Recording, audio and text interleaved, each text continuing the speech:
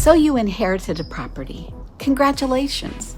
But along with the house, you've also got a surprise bonus you never asked for. A mountain of stuff left behind by a former tenant. Before you rent a dumpster and start tossing things, I need you to listen very carefully. There is a legal process you absolutely must follow. Getting this wrong could drag you into a nasty and expensive lawsuit. This isn't just about cleaning out a house, it's about navigating a legal minefield. Every state has specific laws covering what's called abandoned personal property. As the new owner, you've inherited the role of the landlord, and that means you've inherited their obligations too. If you just throw everything away, you could be on the hook for thousands of dollars.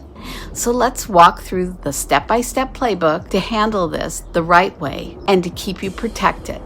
Let's get one thing straight. In the eyes of the law, that pile of stuff isn't junk. Not yet anyway. To you, it's a mess of worthless clutter. But legally, it's a tenant's personal property, and they have rights you can't ignore.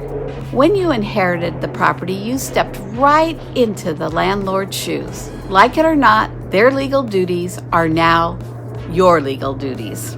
The consequences for messing this up can be brutal. A former tenant could sue you for the value of everything you tossed. And we're not talking about garage sale value. They could claim the box of old clothes contained priceless family heirlooms. And without proof, it's your word against theirs. If you didn't follow the proper procedure, some courts might award the tenant significant damages, sometimes even double the value of the items, plus their attorney fees. This isn't about scaring you, it's about preparing you. The process we're about to cover is your legal shield. It's the armor that protects you from exactly these kinds of lawsuits. Follow these steps and you'll have a documented, defensible record that proves you acted in good faith. First things first, is the property legally considered abandoned? This isn't a gut feeling. It's a legal process that requires real evidence. A tenant being late on rent or you not seeing them for a couple of days doesn't automatically cut it. They could be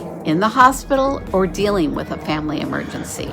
So what makes it legally abandoned? It's usually a combination of things. The tenancy must be officially over. Maybe the lease expired, they were properly evicted by court, or they gave you a written notice they were leaving.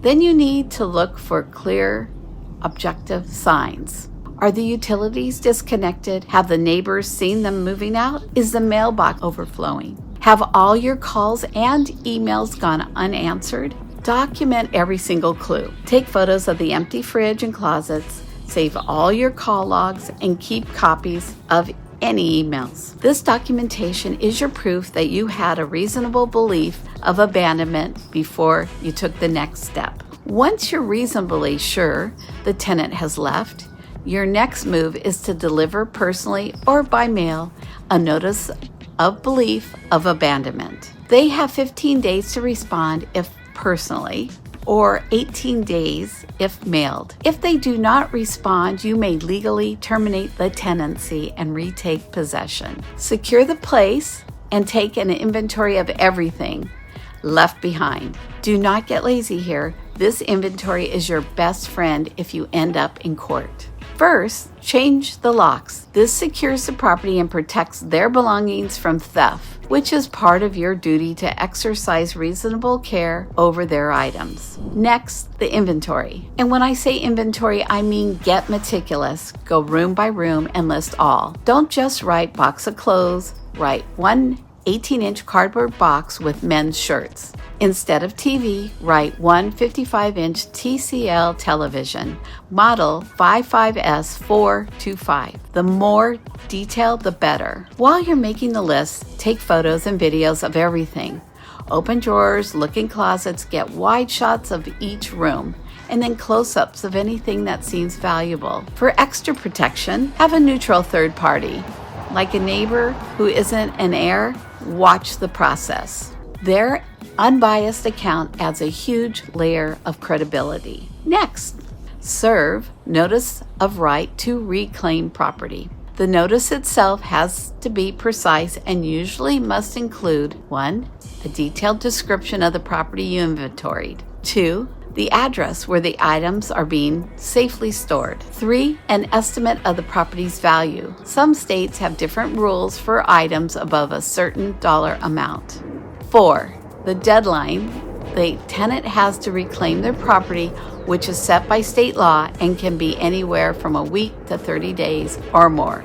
5. A heads up about any reasonable storage costs they'll need to pay. 6. A clear statement about what happens if they don't claim it. 1, which means it will be sold, donated, or thrown out. 2, where the property is stored, deadline to claim. And 3, the storage moving costs must be paid. They have 15 days if personally delivered and 18 days if mailed. Send it to their last known address, which might be the property itself, plus any forwarding address or work email you have. Your goal is to show you made a good faith effort to reach them. If tenant contacts you, arrange pickup and collect reasonable storage moving fees. You have to arrange a reasonable time for them to get their things. If they ask for a bit more time, it's often smart to be flexible, but make sure you get an extension agreement in writing. If the deadline blows by with no word, then and only then can you move on. If a tenant fails to respond after the deadline, you may dispose of property. With the waiting period over, you can finally deal with the property. But even now, there are rules. Your options generally depend on the value of items. First, anything that is obviously trash, rotting food, broken items, unsanitary junk, you can typically toss. Your detailed photos and inventory will back you up if anyone questions your judgment. Here are the disposal rules. If the property is less than $700 resale value, you may keep, sell, donate, or throw away. If the property is worth $700 or more, you must conduct a public sale or auction. Publish notice in a local newspaper at least 5 days before the sale. Apply proceeds first to costs, storage, notice, sale. Remaining funds handed over to the county or state's unclaimed property department. Keeping it can be considered theft. Inheriting a house adds a special wrinkle. As the new owner or executor, you're now what the law calls a successor in interest. This fancy term just means you have all the same rights and responsibilities as the landlord. The first thing to do is dig up any existing lease to see what it says. You'll also need to formally notify the tenant that you're the new owner. If the tenant themselves is deceased, you may need to send the property notice to the executor of their estate. The bottom line is, inheriting the property doesn't give you a free pass. The law protects the tenant's property rights, no matter who holds the key to the house. So let's recap the playbook. 1. Determine if the property is truly abandoned. 2. Secure the unit and create a detailed inventory with photos. 3. Send a formal notice that follows your state's laws. 4. Patiently wait out the legal deadline. 5. Dispose of the property by the book and handle the money correctly. Dealing with a property full of someone else's stuff is stressful. It takes patience and a strict adherence to the rules. Cutting corners is the fastest way to land yourself in a legal mess. This is a general guide, and laws can vary wildly from one state to another. So please talk to a landlord-tenant attorney to make sure you're doing everything right. If this video helped you out, do me a favor and hit the subscribe button for more tips navigating the wild world of property ownership. And if you've been through this nightmare before, drop a comment below and share your story. Your experience could be a lifesaver to someone else. Also, if you would like a timeline snapshot, comment below and we will send you one. This video is for educational purposes. For guidance in each individual state, please contact an attorney that will give you the laws regarding your state. While most of the information does refer to California law. Not all of it does. So please contact an attorney. Thank you.